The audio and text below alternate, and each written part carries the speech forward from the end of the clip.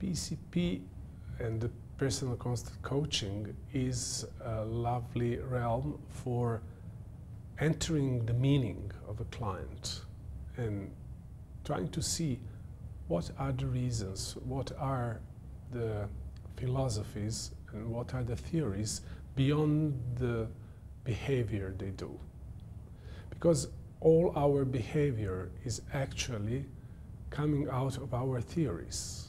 All our definitions of situations are always true in their consequences.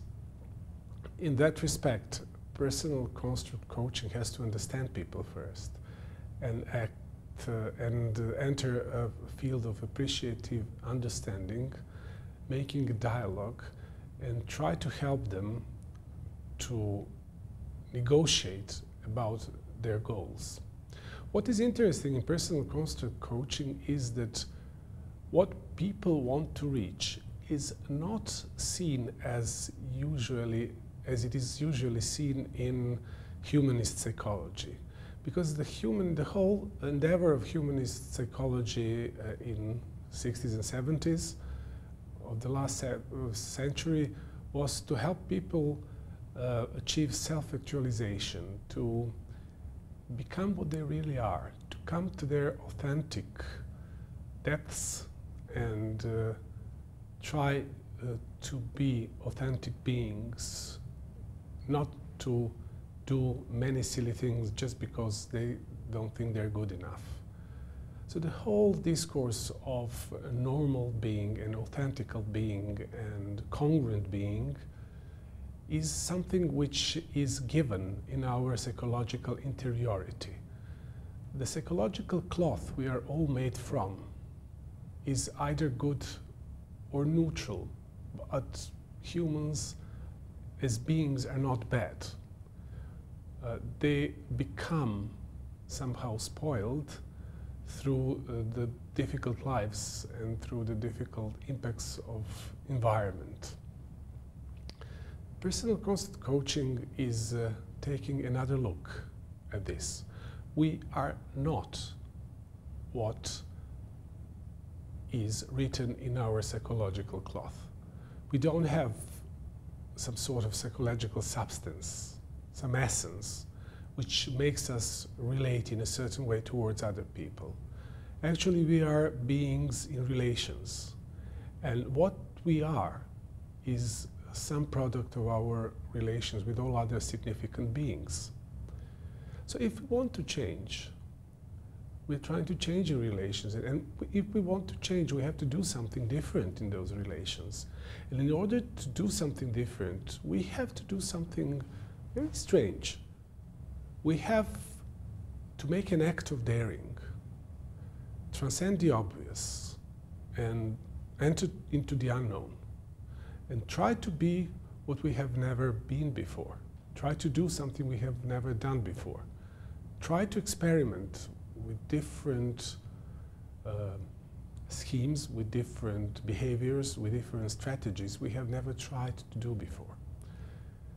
The whole idea between this is that people are scientists, and through their behavioral experiments, they are always testing some important hypothesis.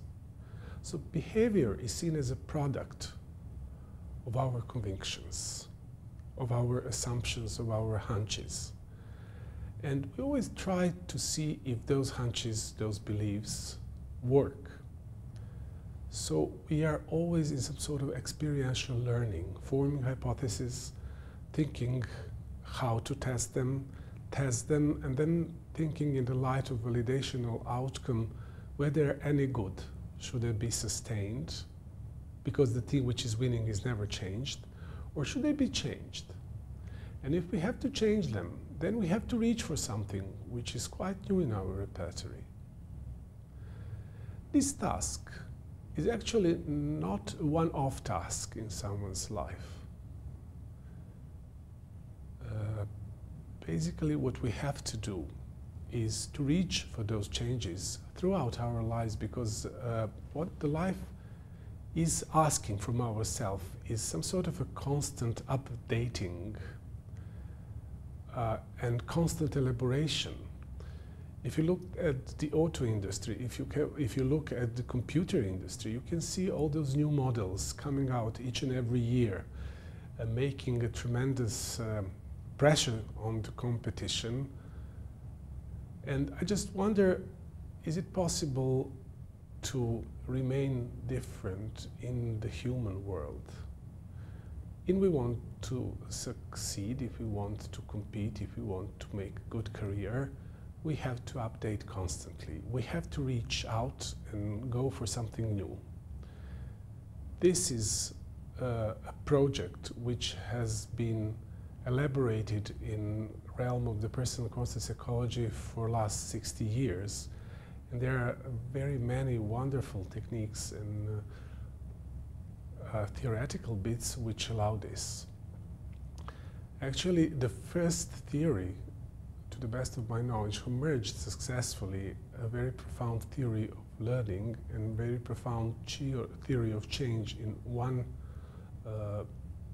theory.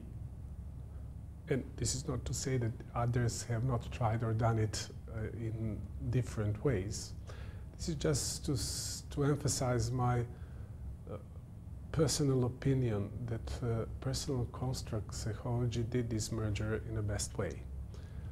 So I would like, I hope that I would be able in my work to demonstrate that personal construct psychology applied to coaching, which gives a new abbreviation, PCC, personal construct coaching, is a very handy and practical tool for helping people transcend the obvious, make an act of daring, and become what they have never been.